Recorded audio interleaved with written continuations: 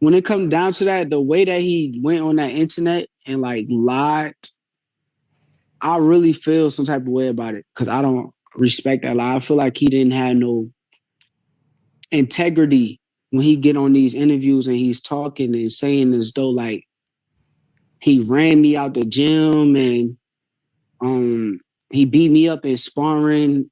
He's not telling the guys honest truth. So it's like when you hear somebody lie like that, it's like, okay. If he would have just said, yo, I wanna fight you, I want your spot, I'm cool with that. Like I ain't tripping out that. But when you lie and make it seem like I'm not who I've been my whole life on camera, I don't respect that. So I don't know. We'll see in the future. I don't know. I'll beat all these guys up, but that dude right there, I really kind of want to beat him up outside the ring. So Shakur Stevenson, this stood out to me. Y'all know I was gonna get to this video.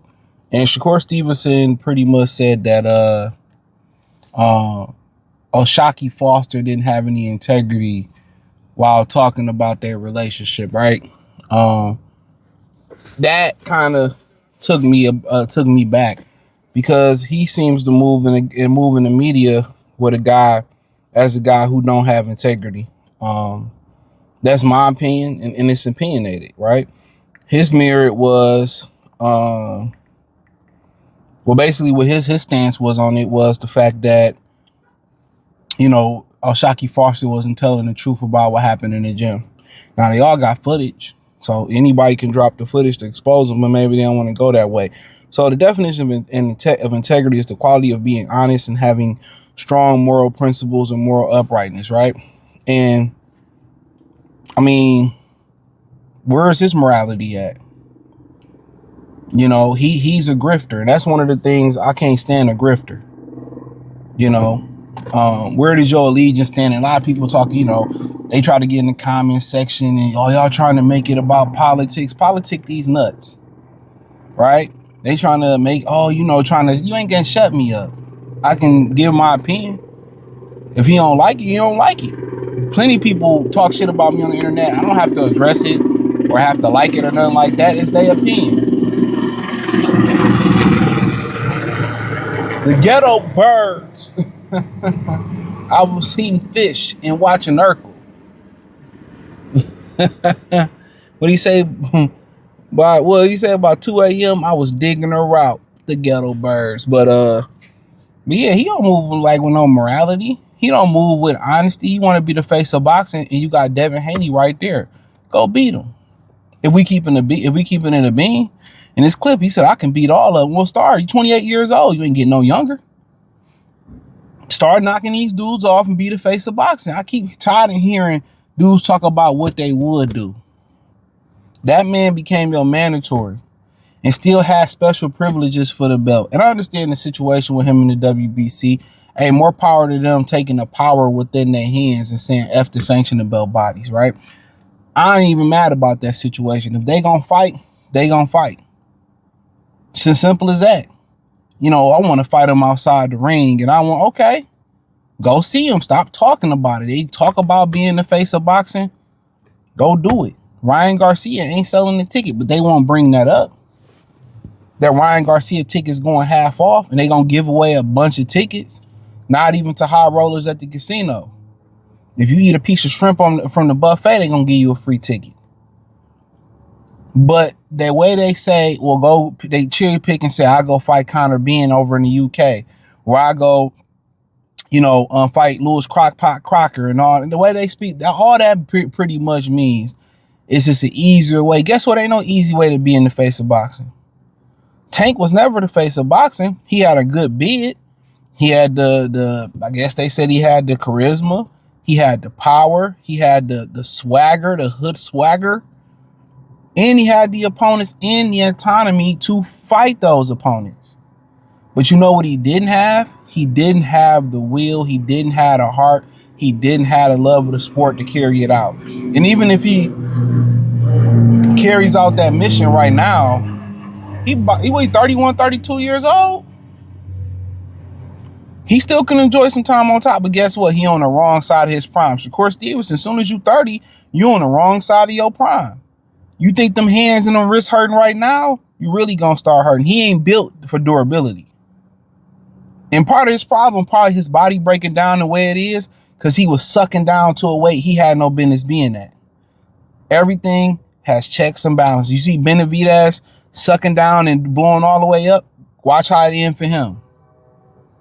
Watch how it end for him. It all go back. Omar Figueroa was the same way. Suck all the way down. By the time he got to his natural weight, it wasn't just that the guys was the same size and they carried a punch over him. That wasn't it.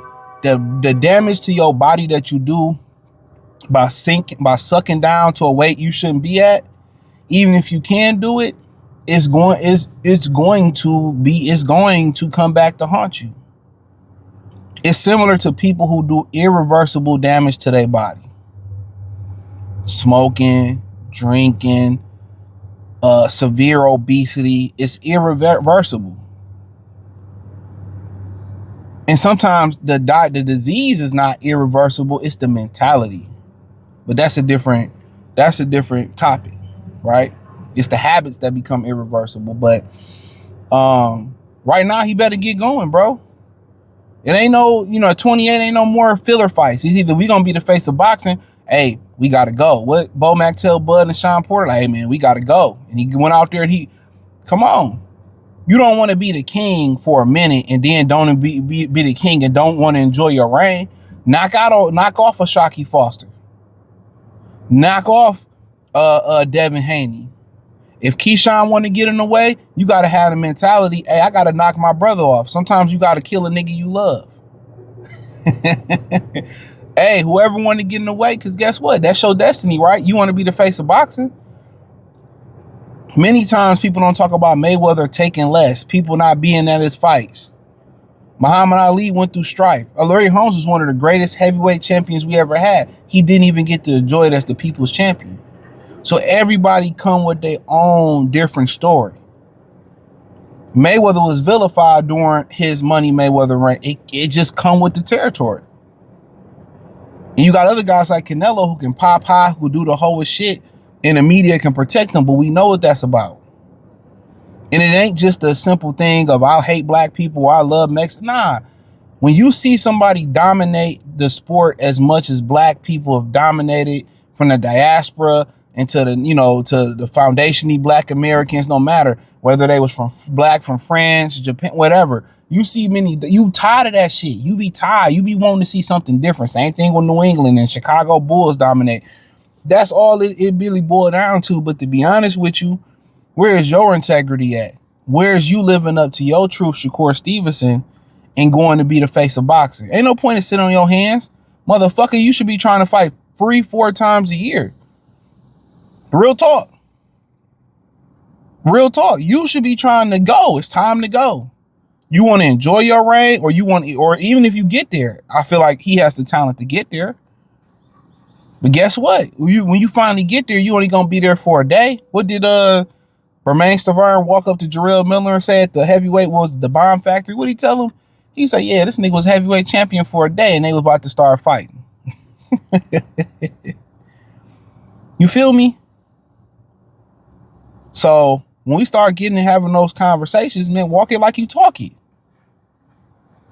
And if y'all gonna do something outside the ring, do something before something, nigga. Do something before you 30. At least get the clout off of it. At least run up on them and get the motion going off of it. But he just talking. He's talking about what he's speaking about is fictional. What he's speaking is fictional, and that's just the God honest truth. Because you can go out there with Turkey, you can make these fights happen. You know what I'm saying? The only way you can build to be the face of boxing, you got to do something that people don't think you can do. That's it. You got to win a fight that people think is a 50-50 or you an underdog. So, yeah, he can do all that capping and rapping and all that. Oh, he wasn't being honest. You ain't being honest.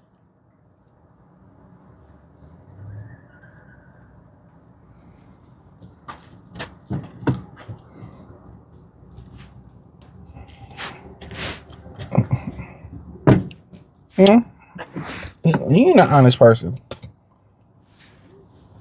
You know, because you can go do it. Conor Ben ain't gonna make you the face of boxing.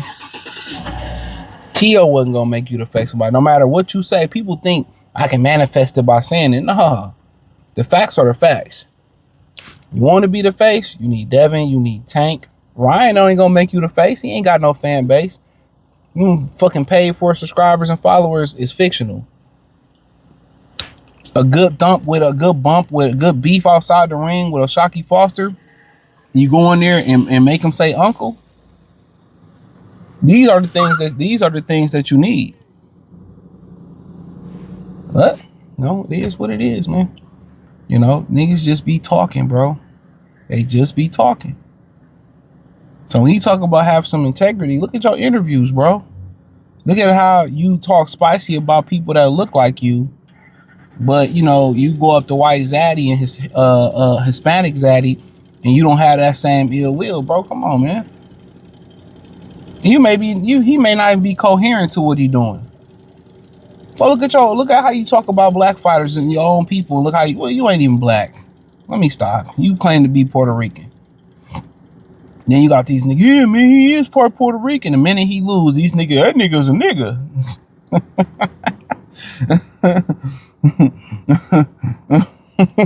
That's a nigga right there, you know. But hey, hit the link in the description.